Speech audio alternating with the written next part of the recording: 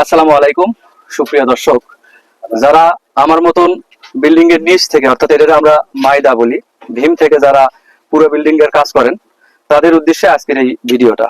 এই যে আমার হাতে দেখতেছেন, এটা আমরা বলি লং এলবো, আরবিতে বলে কোটা উইল। এইটা আমরা কেবলের জন্য মূলত ইউজ করে থাকি। এটা যদি এইভাবে আমরা লাগাই, দেখতে পাচ্ছেন এই যে এইভাবে যদি আমরা লাগাই, এটা কিন্তু অনেক লং, এটা অনেক লং। এর ভেতর দিয়ে কেবল কিন্তু যাওয়া আসি করব, কোনো সমস্যা নেই। এটা কিন্তু আমরা এইভাবে ভীমের ভেতর দিয়ে এভাবে কিন্তু সুন্দর করে আমরা লাগাই দেবো।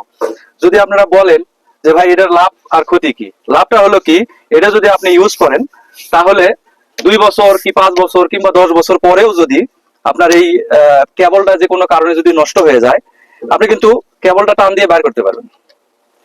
আর এই 3 ইঞ্চির ভিতর দিয়ে কেবল যাওয়া আসি কোনো সমস্যা নেই, খালি টান দেওয়া বার হয়ে যাব। আর যদি আপনারা ফ্লেক্সিবল হোস ইউজ করেন, সেই ক্ষেত্রে কিন্তু কেবল ভিতরে ঢুকাতেও অনেকটা কষ্ট হয় এবং বাইর করতেও অনেকটা কষ্ট হয়। সেই জন্য আমি মনে করি এই লং এলবো ব্যবহার করাটা সবচেয়ে বেটার। তবে এটা হলো 3 ইঞ্চি, আপনারা যদি চান তাহলে আপনারা কিন্তু 2 ইঞ্চিও ব্যবহার করতে পারেন।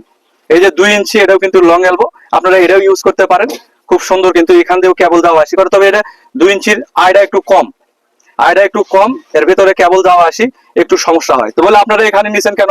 আমরা নিছি এটা টেলিফোন এবং ইন্টারকম গ্রাউন্ড ফ্লোরের যেটা, সেটা পার করার জন্য আমরা এটা ইউজ করছি এইভাবে। ঠিক আছে, অনেক বিল্ডিং এ আমরা যা দেখি ফ্লেক্সিবল হোস দেওয়া আছে, সেদিক দিয়ে কিন্তু কেবল যাওয়া আসি করতে খুবই সমস্যা হয়।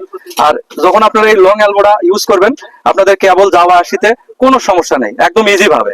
10 বছর কি 5 বছর পরেও যদি কেবলটা টান দেন, কেবল কিন্তু বাইরে যাবে, আরেকটা কেবল কিন্তু আপনারা ইনস্টল করতে পারবেন।